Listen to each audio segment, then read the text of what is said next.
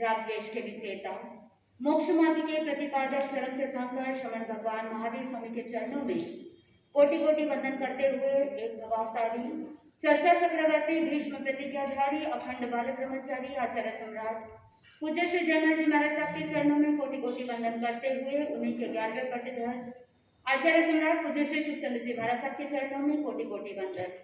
जय गच्छाधिपति व्याख्यान वाचस्पति उग्र विहारी वचन सिद्ध साधक 12वें पट्टधर आचार्य प्रवश्री पार्षद चंद्र जी महाराज साहब घोर तपस्वी उपाध्याय प्रवश्री गुणन चंद्र जी महाराज साहब मेरे अनंतास्था के आयाम मम जीवन उद्धारक परम पूज्य गुरुदेव डॉक्टर श्री पदम चंद्र जी महाराज साहब के चरणों में कोटि कोटि वंदन करते हुए सभी गुरु भगवतों के चरणों में वंदन करते हैं। गुरुदेव श्री की आज्ञा से आत्मबंधु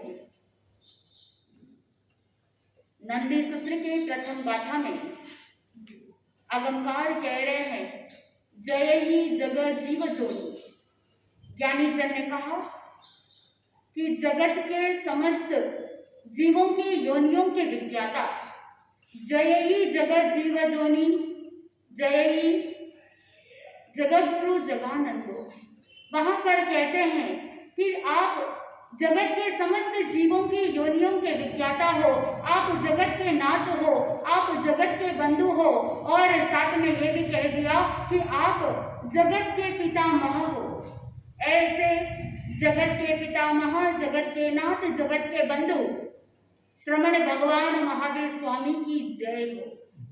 आत्मबंधु प्रभु महावीर स्वामी जो 24वें तीर्थंकर जिनका शासन और साथ में हम सब प्रभु महावीर स्वामी के अनुयायी और हमारा सौभाग्य गुरु भगवंतों की असीम कृपा कि हम उनके जीवन चरित्र को सुन रहे हैं। हम उनके जीवन के 26 भाव के बाद 27वां जो भगवान महावीर स्वामी का भाव, उनके बाल्यकाल, उनका जन्मोत्सव और किस तरह से वो जीवन में बाल्यकाल में ही बाल लीला करते करते जन जन को अहिंसा अपरिग्रह अनेकांतवाद की शिक्षाओं को प्रदान कर दिया। आत्मबंधु जब 28 वर्ष की उम्र हुई, माता पिता का देहांत और उस समय मन के अंदर यही चिंतन कि गर्भ के समय में जो प्रतिज्ञा ली थी वो प्रतिज्ञा तो पूर्ण हो गई, लेकिन अब समय आ गया है कि मैं अपने आत्मा को परमात्मा दशा तक पहुंचा दूं, क्योंकि उनको पता था कि मुझे संयम अंगीकार करना है और अब समय शेष नहीं रहा। भोगावली कर्म का समय भी समाप्त हो चुका है। भाई नंदीवर्धन के पास जाकर के विनती करी। वो कहने लगे कि भाई आप मेरी एक विनती स्वीकार करो, अब मुझे संयम अंगीकार करना है, मुझे आज्ञा दे दो। उस समय वो भाई नंदीवर्धन कहता है कि माता पिता का अभी तक वियोग को सहन नहीं कर पाया, लेकिन अब अगर तुम चले जाओगे तो मैं किसके सहारे जीऊंगा, मैं कैसे जीवन में आगे बढ़ूंगा। रुक जाओ, तुम्हारे भाई के प्रति जो स्नेह भाव है, इस स्नेह के लिए, इस प्रेम भाव के लिए रुक जाओ। वर्तमान महावीर स्वामी कहते हैं संयम अंगीकार करना मेरे जीवन का परम लक्ष्य है। संयम अंगीकार करना मेरी नियति है, मुझे तो लेना ही है, इसीलिए आप मुझे रोको मत। लेकिन बार बार भाई के कहने पर वो वर्तमान भी यही कह रहे हैं कि मुझे संयम अंगीकार करना है। आप मेरे अग्रज हो, यानी बड़े भाई हो, और जो अनुज होता है, जो छोटा भाई होता है, उसके मन की बात को मानना बड़े भाई का क्या हो जाता है, कर्तव्य हो जाता है। इसलिए आप मत रोकिए। वो भाई नंदीवर्धन कहता है कि बस 2 वर्ष रुक जाओ, मेरा शोक समाप्त हो जाएगा, उसके बाद मैं तुम्हें रोकूंगा नहीं। 2 वर्ष के लिए मान गए, लेकिन कंडीशन तो बता दी थी। सचित का त्याग किया, सचित जल का प्रयोग भी नहीं किया, और साथ में ब्रह्मचर्य का पालन, भूमि पर शयन, रात्रि भोजन का त्याग और मैक्सिमम टाइम ध्यान साधना में तल्लीन रहे। 2 वर्ष गृहस्थ जीवन में रहे, लेकिन फिर भी अणगार के समान जीवन यापन किया। आत्मबंधु संसार चक्र में प्रवृत्ति और निवृत्ति ये दोनों चलते ही रहते हैं। आप सोचते हैं कि अभी जीवन का ये जो यौवन काल है या जो प्रौढ़ अवस्था है, ये जब तक रहता है, धन कमाने की उम्र है, तो उस समय प्रवृत्ति के अंदर मन दौड़ता है। लेकिन 60 वर्ष की उम्र के बाद जब आपके बच्चे बड़े हो जाते हैं, जब आपके बच्चे योग्य बन जाते हैं, उस समय आप क्या सोचते हो? अब रिटायर होने का टाइम आ गया है, अब सारे सांसारिक कार्य से निवृत्त होने का टाइम आ गया है।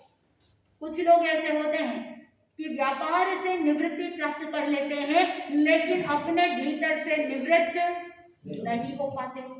ये प्रवृत्तिमय जीवन जो होता है, चाहे वो शारीरिक प्रवृत्ति हो, चाहे वचन से प्रवृत्ति हो, या चाहे मन से प्रवृत्ति हो, ये प्रवृत्ति का चक्र कर्मों को आह्वान करता है और यही प्रवृत्ति निवृत्ति के अंदर आप डोलते रहते हो और यही प्रवृत्तियां साधक को पतन के गर्त में ले जाता है। एक प्रवृत्ति होती है पुण्य की प्रवृत्ति और एक प्रवृत्ति होती है पाप की प्रवृत्ति। आप चिंतन कीजिए कि आपकी प्रवृत्तियां पुण्यमय है या पापमय है, स्वयं को चिंतन करना है। भगवान महावीर स्वामी ने भी यही कहा उत्तराध्ययन सूत्र के अंदर, पणा समीपये धम्मम। भगवान ने कभी ये नहीं कहा कि मैं जैसा बोलता हूं वैसा ही करो, ऐसा कभी नहीं कहा। भगवान ने यही कहा कि तुम अपनी प्रज्ञा बुद्धि से चिंतन करो और तुम्हारी आत्मा को जैसा सुख उपजे वैसा करो। आत्मबंधुओं, भगवान ने दोनों मार्ग बता दिए। प्रवृत्ति इस तरफ है और एक तरफ निवृत्ति है। आपको क्या करना है? पुण्य की ओर आगे बढ़ना है, पाप की ओर जाना है, या धर्म में आगे बढ़ना है। बहुत बार आप क्या करते हो? पुण्य, पाप और धर्म तीनों को मिक्स कर किसी भिखारी को खाना दिया, क्या है? धर्म है क्या? क्या है? आप सोचते हो किसी भिखारी को आपने भोजन दे दिया, किसी गरीब दुखी है उसकी मदद कर दी, आप सोचते हो कि धर्म हो गया। ज्ञानी जन कहते हैं कि धर्म अहिंसा में है, धर्म निवृत्ति में है, धर्म अयोग में है। हमारा प्रयास सहयोग से ऊपर उठ करके अयोग की ओर जाना है। आत्मबंधुओं, मन वचन काय योगों की जो प्रवृत्तियां हैं, उन प्रवृत्तियों से मुक्त होकर के किधर जाना है? निवृत्ति की ओर जाना है।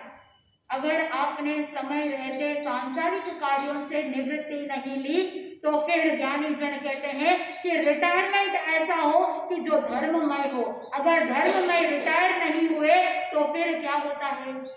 ऐसा रिटायरमेंट जो सांसारिक कार्य में रिटायरमेंट ले लिया, लेकिन वो आंशिक रूप से है, व्यापार संबंधी है, लेकिन परिवार से रिटायर नहीं हुए, अपने प्रवृत्तियों से रिटायर नहीं हुए, तो ज्ञानी जन कहते हैं कि व्यक्ति कब एक्सपायर हो जाता है पता ही नहीं चलता।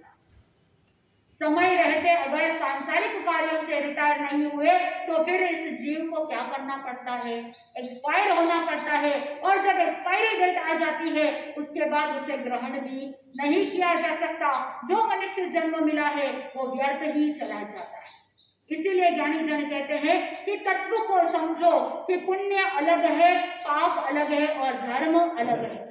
आप पुण्य के कार्य करते हैं और उसी में अगर धर्म समझ जाते हैं तो ये भ्रांति। पुण्य अलग है, पाप अलग है और धर्म अलग है। जब आप तीनों को व्यवस्थित रूप से समझेंगे तभी आप जीवन में आगे बढ़ सकते हैं।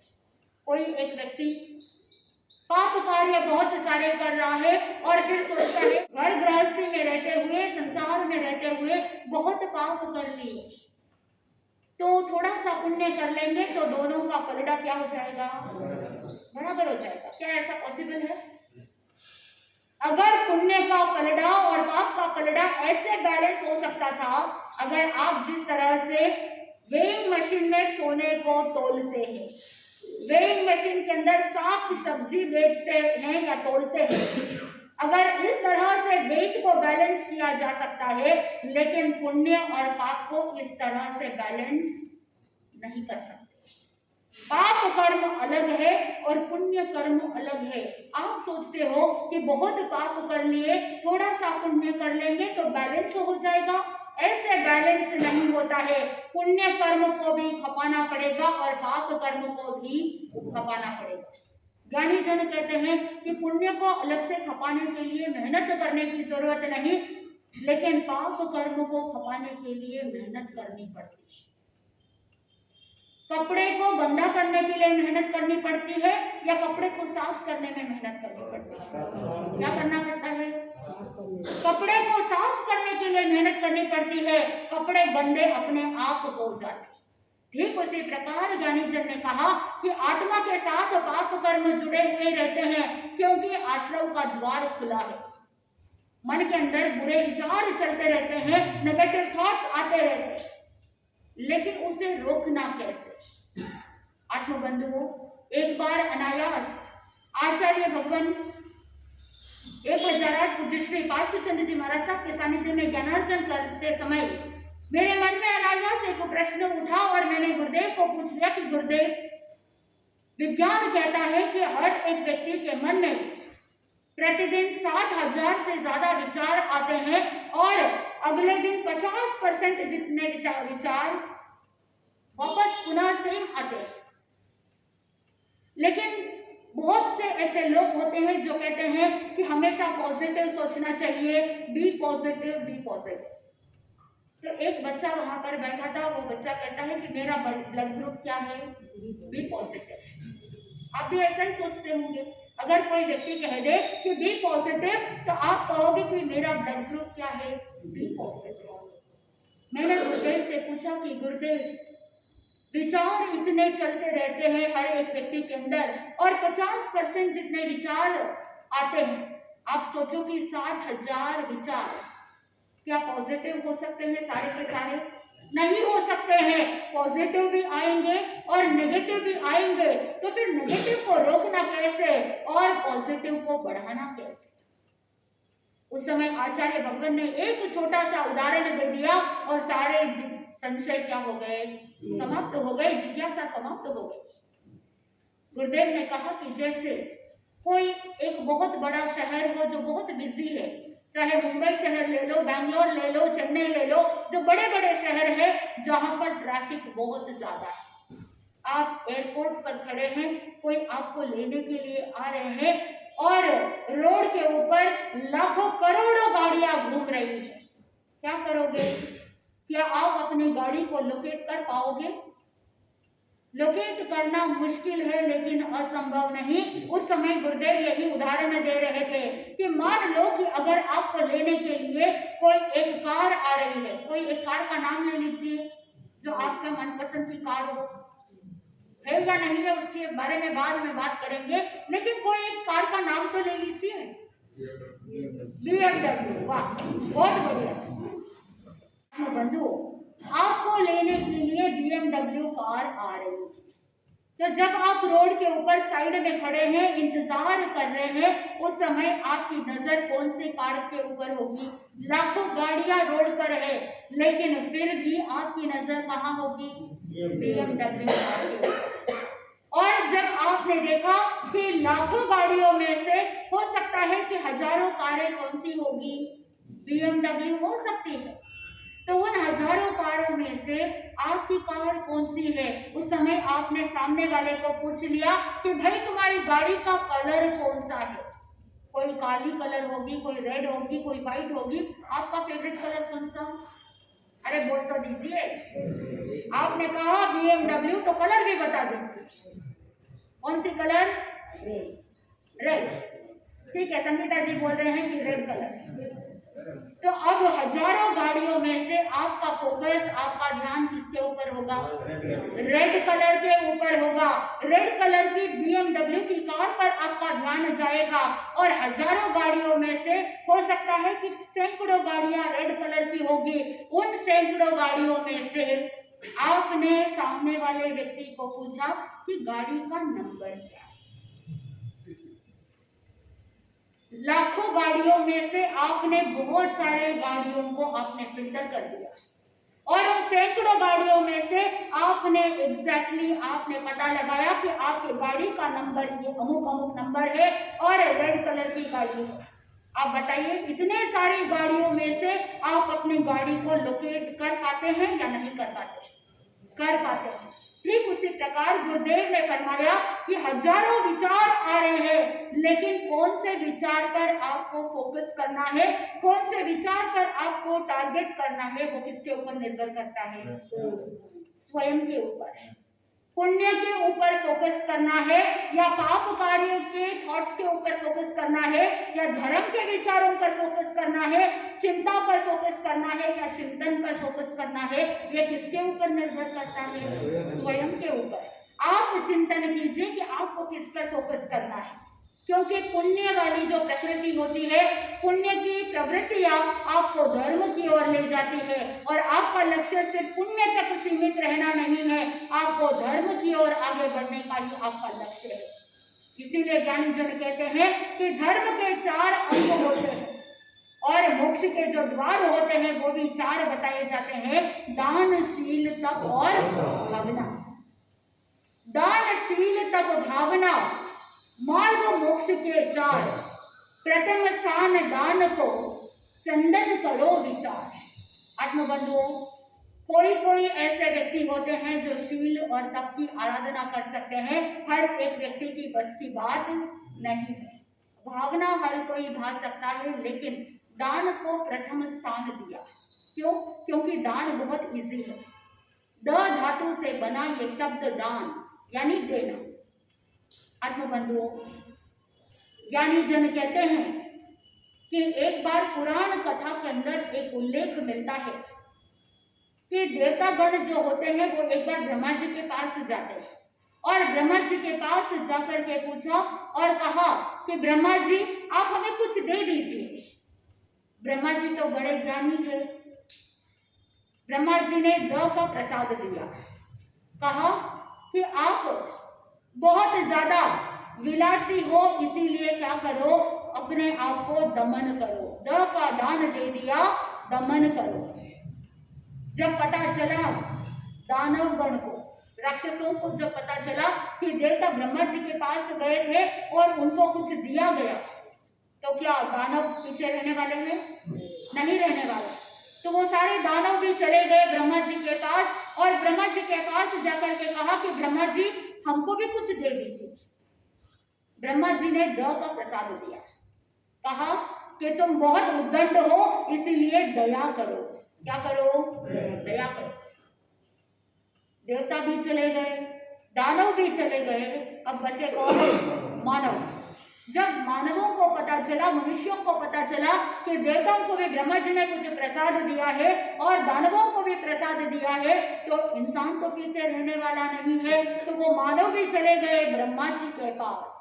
ब्रह्मा जी के पास गए और ब्रह्मा जी से प्रार्थना करने लगे कि ब्रह्मा जी हमको भी कुछ दे दीजिए।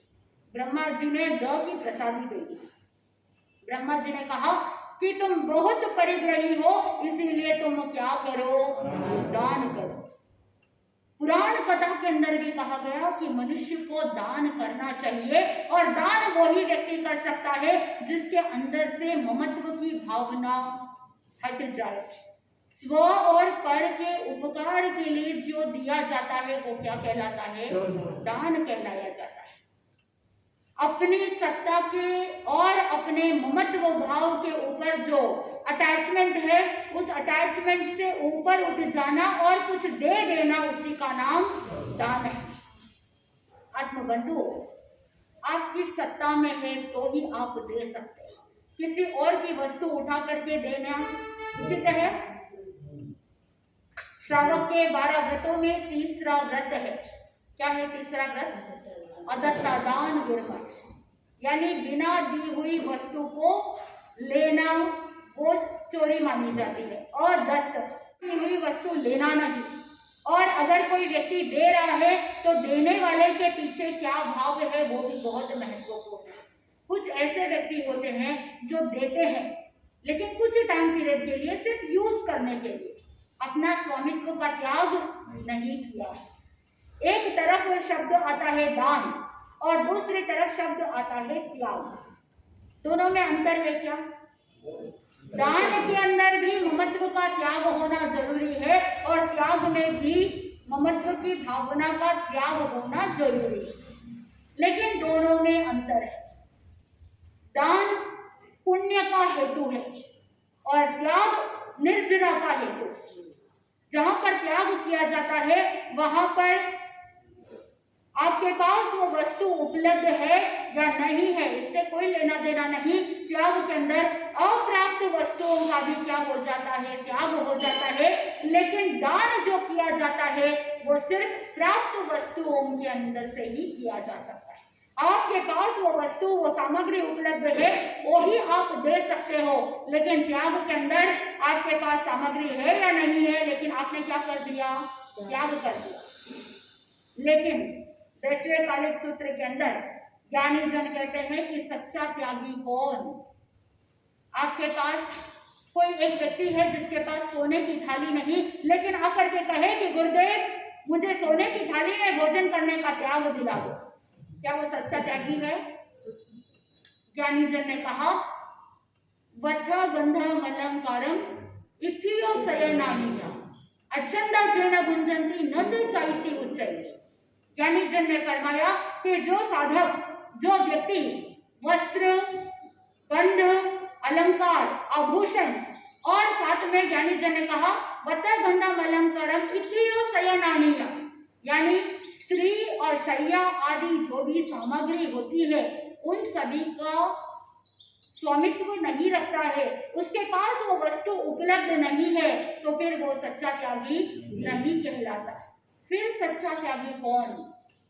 प्रभु महावीर स्वामी ने दैश्रेयकालिक सूत्र के अंदर वहां पर बता दिया और आचार्य स्वयंभव ने वहां पर दैश्रेयकालिक सूत्र के अंदर बोल दिया जेय कंते पिए गोए लधे विपिति को गई साही में चये गोए सेहु चाहती ऊंचाई, यानी जिसके पास वो सारी सामग्री उपलब्ध है और भोग करने की क्षमता रखता है, सामर्थ्य होने के बावजूद वो त्याग कर लेता है, वही सच्चा त्यागी कहलाता है।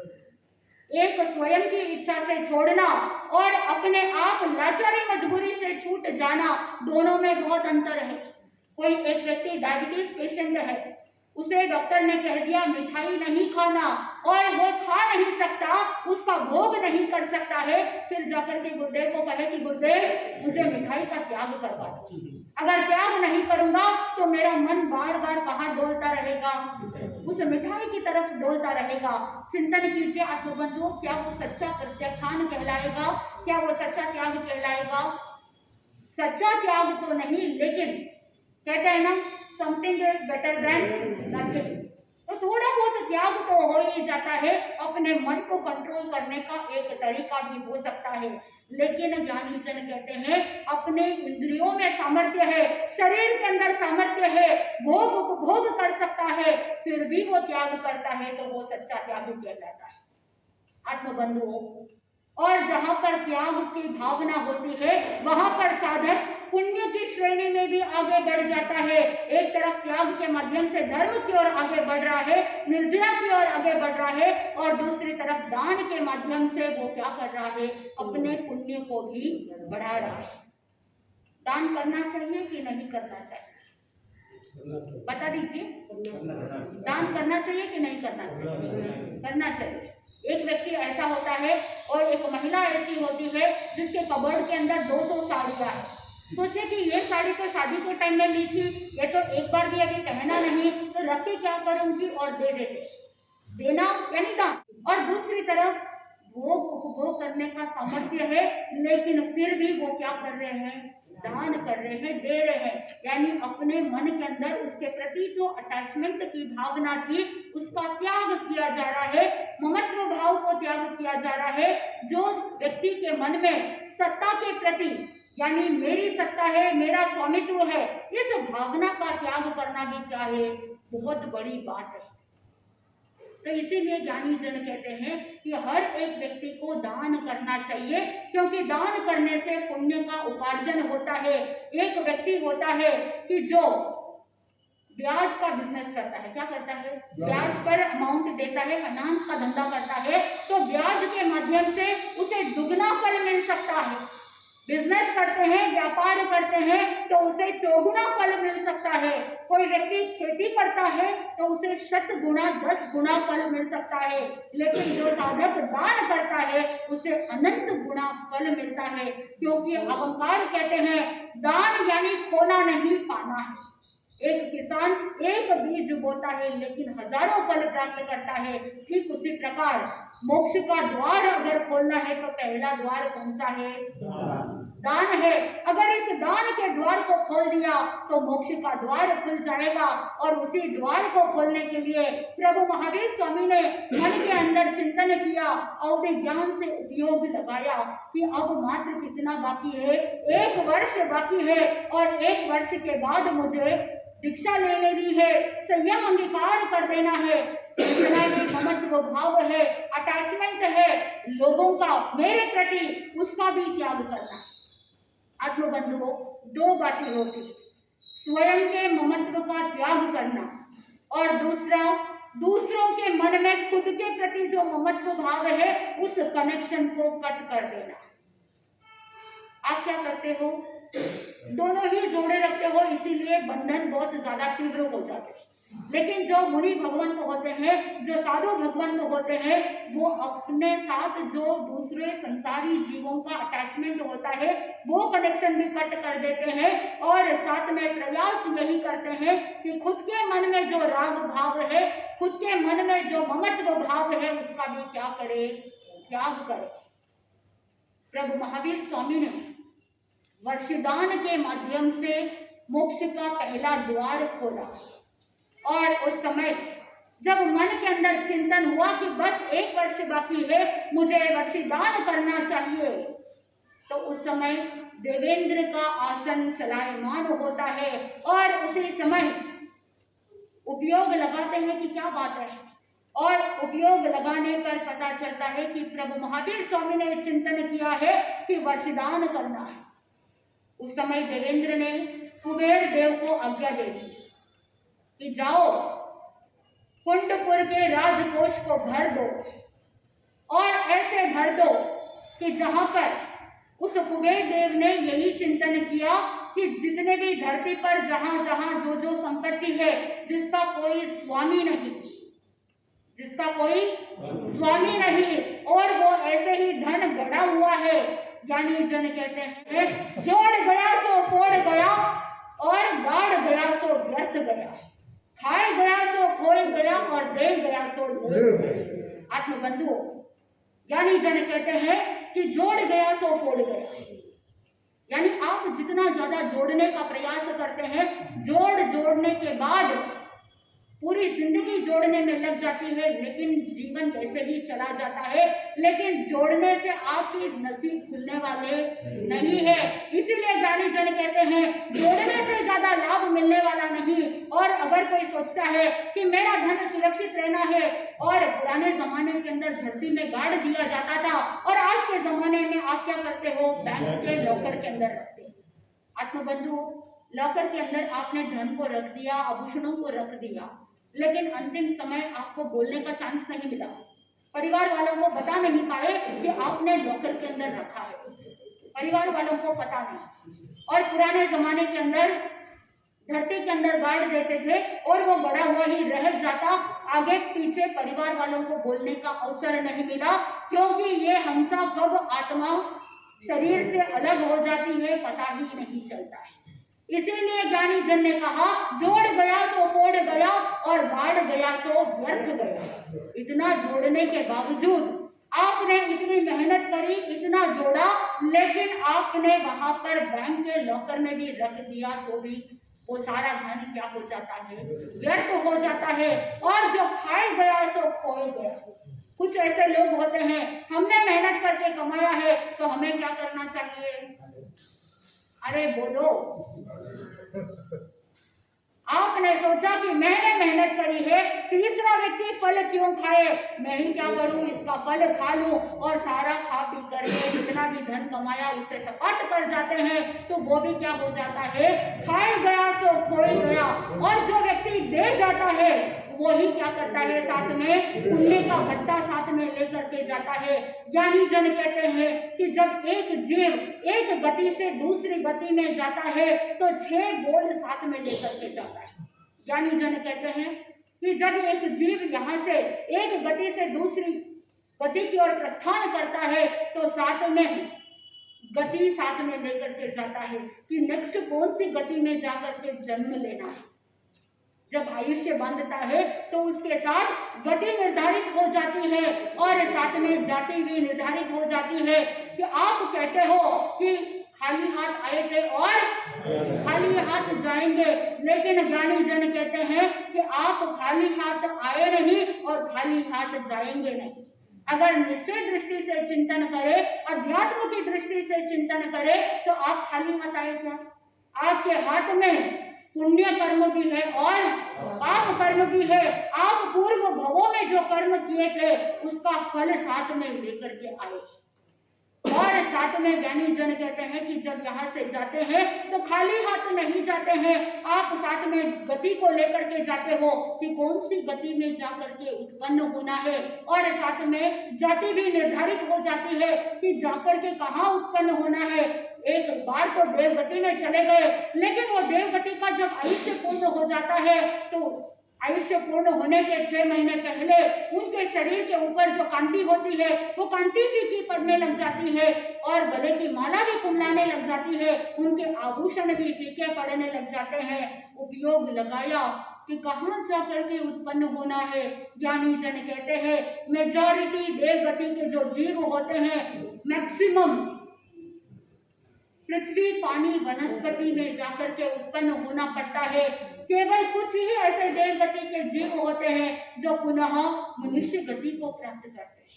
आत्मबंधुओं, वो देवगति का जीव जब उपयोग लगाता है कि मुझे पृथ्वी पानी वनस्पति में जाकर के उत्पन्न होना है, एकेंद्रिय में जाकर के उत्पन्न होना है, तो वो अर्थ ध्यान करते हैं। और साथ में कुछ ऐसे देव होते हैं जो एकेंद्रिय का छेदन भेदन से बचना चाहते हैं, तो वो कुछ ना कुछ धरती पर आकर के अपनी व्यक्तिगत शक्ति के कारण से जहां जाकर के उत्पन्न होना है वहां पर अपनी लब्धि से कुछ ऐसा कार्य करते हैं जिससे लोगों की आस्था जुड़ जाती है और वहां वो एकेंद्रिय जीव छेदन भेदन से बचने के लिए आपने बहुत बार देखा होगा कि कुछ ऐसे वृक्ष होते हैं जो पूजे जाते हैं जिनका मारन काटन छेदन भेदन नहीं होता। आपने देखा होगा कि कुछ ऐसे पृथ्वीकायिक स्थल ऐसे होते हैं जहां पर कोई भी धरती का कोई भी पृथ्वीकायिक जीवों का छेदन भेदन नहीं होता। कुछ ऐसी नदियां होती है जहां पर संगम स्थल होता है, वहां पर पूजा की जाती है, वहां पर कहीं भी कोई भी ऐसा हिंसक कार्य नहीं होता।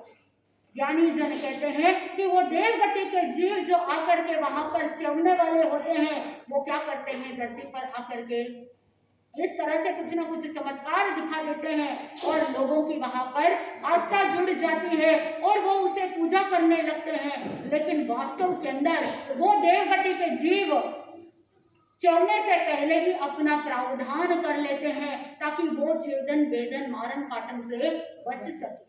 आत्मबंधुओं, वो विलापात करते हैं कि एकेंद्रिय में जाकर के जन्म लेना पड़ेगा और इस जीव को पता नहीं आगे जाकर के कहाँ जन्म लेना पड़े। अगर मिथ्यात्व के अंदर चले गए, पतन के गर्त में चले गए तो निगोद के अंदर भी जाना पड़ सकता है, यानी बैक टू पेवेलियन, जहां से यात्रा प्रारंभ की थी वहीं पर जाना पड़ सकता है। तो ये जीव एक गति से दूसरी गति में जाता है तो गति निर्धारित हो जाती है, स्थिति निर्धारित हो जाती है और साथ में जाति भी निर्धारित हो जाती है। इतने टाइम पीरियड के लिए सामने आगे की गति में जाना है, वो स्थिति भी निर्धारित हो जाती है। और साथ में चौथी बात, अवगाहना भी निर्धारित हो जाती है कि आगे जिस गति में जाएंगे वहां पर अवगाहना का मतलब है जितने आकाश प्रदेश को अवगाहते हैं, यानी हाइट, वो हाइट भी निर्धारित हो जाती है। और साथ में ज्ञानी जन ने कहा कि पुण्य और पाप ये दोनों भी साथ में चलते हैं आत्मबंधुओं। इसीलिए खाली हाथ कोई भी जाने वाला नहीं है। ये तो व्यवहार में आप बोलते हो, क्योंकि कहने का आशय यही होता है, अगर धर्म नहीं किया तो वो हाथ खाली के समान ही हो जाता है, क्योंकि साथ में धर्म नहीं तो कुछ भी नहीं, धर्म नहीं तो कुछ भी नहीं। इसीलिए व्यवहार में कहते हैं कि खाली हाथ आए और खाली हाथ जाना पड़ता है। कहते हैं कि जब बच्चा जन्मता है तो उसकी मुट्ठी क्या होती है, बंद होती है। इसका मतलब क्या है कि मुट्ठी बंद का मतलब साथ में पुण्य और पाप साथ में लाया है। लेकिन अगर धर्म नहीं किया, लेकिन अगर दान पुण्य नहीं किया तो फिर जाते जाते मुट्ठी क्या हो जाती है, खाली हो जाती है। यानी पुण्य कर्म जो थे वो सारे पुण्य को पहले से ही इस जन्म में भोग लिया, आगे के लिए धर्म का भत्ता बांधा नहीं, इसीलिए हाथ क्या हो जाता है, खुला का खुला ही रह जाता है। अब आपको स्वयं को चिंतन करना है, आपकी मुट्ठी खाली रहनी चाहिए या धर्म से पुण्य से परिपूरित होनी चाहिए। इसीलिए वहां पर जब कुबेर देव ने देखा कि जो ऐसी संपत्ति है जिसका कोई स्वामी नहीं, उनका क्या कर दिया, धन एकत्रित कर लिया और एक वर्ष में जितना धन प्रभु महावीर स्वामी दान देने वाले हैं उतना धन राजकोष में धर दिया। चिंतन करने का विषय है। एक प्रश्न भी खड़ा हो सकता है कि वो जो संपत्ति का दान दे रहे हैं, क्या वो संपत्ति स्वयं के राजकोष से नहीं हो सकता था? क्या कुबेर देव को देने की आवश्यकता क्यों थी?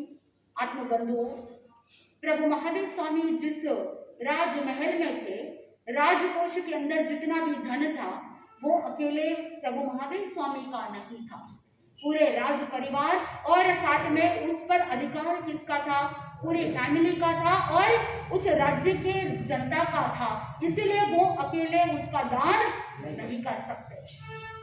आत्मबंधुओं, कुबेर देव ने संपत्ति राजकोष के अंदर अक्षय भंडार भर दिया और प्रभु महावीर स्वामी सूर्योदय होने के बाद एक प्रहर तक दान देते, जरूरतमंदों की जरूरतें पूरी हो गई। जो जन्मजात दरिद्र थे उनकी दरिद्रता मिट गई, जिनको भी जो भी आवश्यकता थी वो सारी आवश्यकताएं पूरी हो गई। ज्ञानी जन कहते हैं कि आवश्यकताएं तो पूरी हो सकती है, लेकिन इच्छाएं तृष्णाएं कभी पूरी नहीं हो सकती। जैसे आपने भोजन किया और 2-3 घंटे के बाद पुनः क्या लग जाती है, भूख लग जाती है। और जब आप तपस्या करते हैं उस समय आपको लगता है एकासन कर रहे हैं, व्यासना कर रहे हैं, खाने को कितनी बार मिलेगा। माइंड में फीड है, साइकोलॉजी। माइंड में क्या है, साइकोलॉजी है कि आपने सोचा कि एकासन है तो एक टाइम ही खाना है, और कुछ लोगों की मेंटालिटी होती है कि डर रहता है, भय रहता है कि एक ही बार खाऊंगा, रात को भूख लगेगी तो क्या करूंगा। तो फिर वो मेंटालिटी ऐसी होती है, ब्रेन को आपने ऐसे सिग्नल्स दे दिए तो फिर आप सोचोगे एकासने के लिए बैठे हैं, पहले क्या करोगे, सुबह का कोटा कंप्लीट करोगे, पहले चाय पिएंगे। कुछ लोग ऐसे होते हैं, इस तरह से करते हैं, मतलब तपस्या कर रहे हैं, वहां पर अपनी इंद्रियों पर विजय प्राप्त करना है, लेकिन आपने ऐसी मेंटालिटी रखी, आपने सोचा कि मेरी बॉडी को नेसेसिटी है, मेरी बॉडी को ये जरूरत है, हो सकता है आगे भूख लग जाए, तो वो भय की आशंका होने के कारण से भूख नहीं लगेगी, तो भी भय के कारण से आप इतनी एनर्जी खर्च कर लोगे कि भूख लग जाएगी। क्यों? क्योंकि आपने माइंड के अंदर ऐसा सोच लिया। तो फिर पहले मॉर्निंग ब्रेकफास्ट का कोटा कंप्लीट करेंगे, पहले थोड़ा सा चाय पिएंगे, फिर 10-15 मिनट ब्रेक लेंगे और उसके बाद दोपहर का कोटा, फिर भोजन करेंगे। फिर कुछ ऐसे लोग होते हैं वहीं पर थोड़ी देर गपशप लड़ाए देंगे, वहीं पर थोड़ा लेट जाएंगे, थोड़ा रिलैक्स कर लेंगे, पावर नैप ले लेंगे और उसके बाद पुनः वापस शाम का कोटा। ये कौन सी तपस्या है? अगर अपने इंद्रियों पर कंट्रोल नहीं है तो फिर ये कौन सी तपस्या है? आप चिंतन कीजिए, सोचिए कि आप क्या कर रहे हैं। क्या इसे पश्चाताप कह सकते हैं?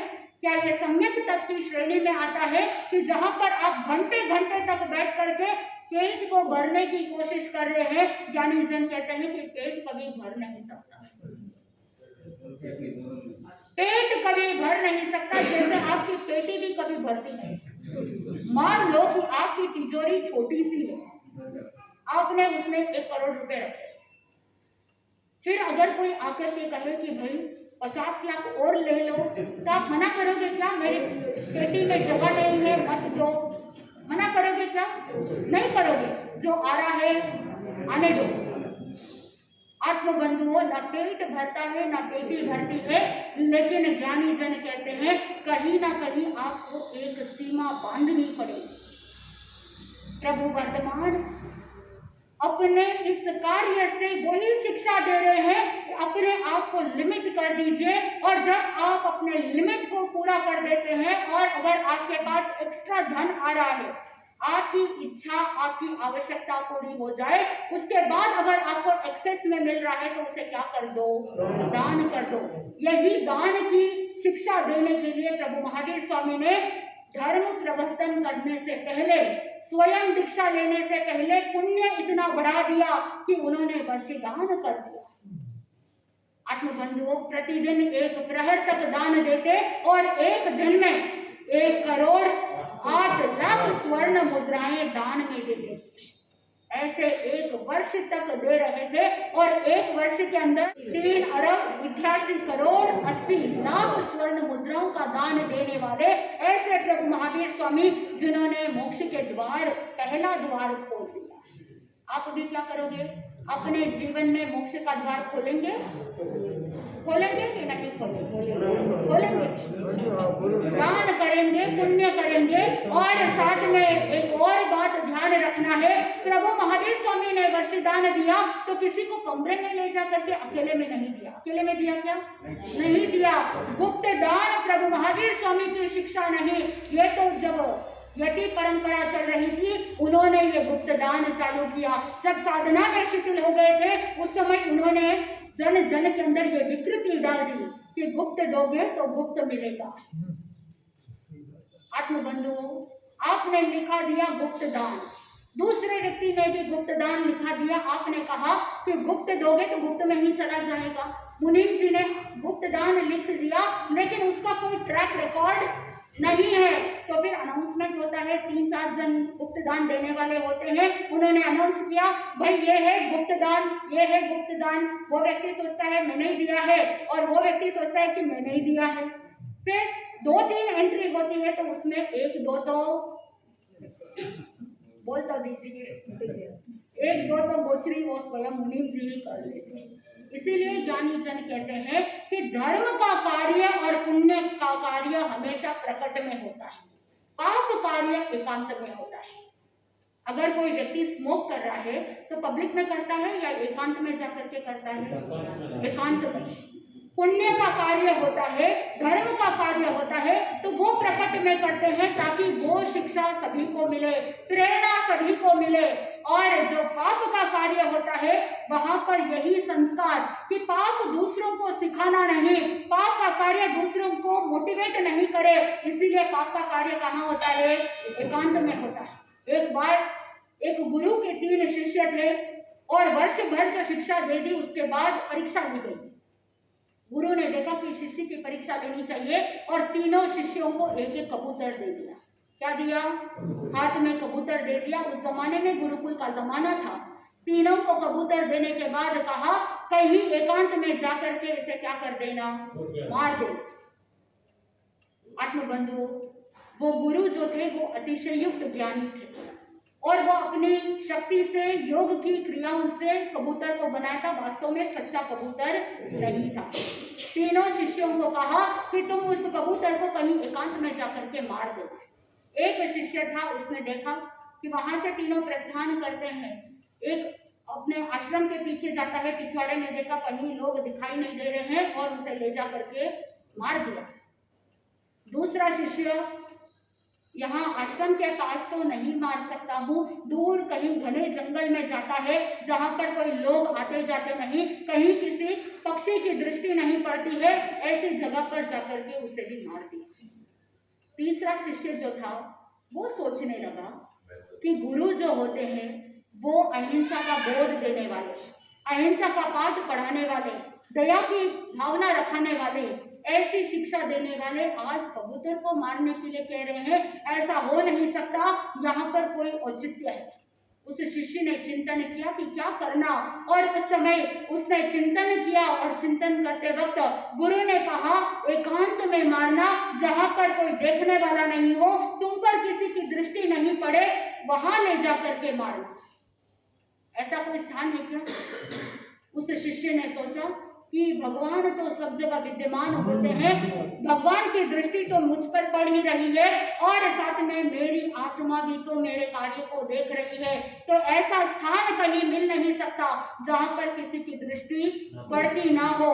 और जब वापस पुनः आश्रम तीनों लौट आए तो एक शिष्य ने कहा कि मैंने आश्रम के पीछे जाकर के मार दिया, एक ने कहा मैं जंगल में जाकर के मैंने मार दिया, लेकिन तीसरा शिष्य कहता है कि गुरुदेव मुझे ऐसा कोई स्थान नहीं मिला जहां पर एकांत हो, जहां पर किसी की दृष्टि नहीं पड़ती हो, भगवान तो मुझे देख ही रहे हैं और मेरी आत्मा भी तो मुझे देख रही है, इसलिए मैंने कबूतर को नहीं मारा। गुरुदेव ने कहा कि पाप तो एकांत में होता है, लेकिन ऐसा कोई एकांत स्थल नहीं है। जब भी कोई पाप कार्य करो तो चिंतन करना कि कौन देख रहे हैं, भगवान देख रहे हैं, केवल भगवंतों की दृष्टि में कुछ भी छुपा हुआ नहीं है। इसीलिए क्या करो, पाप से डरो और पुण्य को बढ़ाने के लिए पुण्य हमेशा सबके सामने किए जाते हैं, धर्म का कार्य प्रकट में किया जाता है। तो प्रभु महावीर स्वामी ने भी वर्षदान दिया। 1 वर्ष तक दान देने के पश्चात लोकांतिक देव आकर के विनंती करते हैं, और उनका विनंती करना किस तरह का संबोधन होता है, क्या भगवान को कोई लोकांतिक देव आकर के बोध देने की आवश्यकता है क्या उनके बोध से प्रभु महावीर स्वामी दीक्षा लेंगे? ये जीताचार व्यवहार कैसा होता है, क्यों उनको रिमाइंडर कॉल की जरूरत पड़ती है, क्या ऐसा करते हैं, और प्रभु महावीर स्वामी की अभिनिष्क्रमण यात्रा कैसे होती है, और ज्ञानी जन कहते हैं कि किसे आडंबर कहना और किसे प्रभावना कहना, और प्रभु महावीर स्वामी की वो अभिनिष्क्रमण यात्रा कितने भव्य रूप से हुई और कितने लोगों को प्रेरणा मिली, कैसे उन्होंने संयम की तैयारी की, यह सारा वस्तु प्रसंग जैसे जैसे आप सुनेंगे तीर्थंकर प्रभु महावीर स्वामी के दीक्षा महोत्सव को सुनने का और साथ में उनके जीवन के साधना काल को जानने का अवसर भी आपको प्राप्त होगा। तो जैसे जैसे आप जीववाणी का श्रवण करेंगे आप भी आनंद की प्राप्ति करेंगे। इसी मंगल भावना के साथ आनंद ही आनंद बोले श्री जैन धर्म की जय।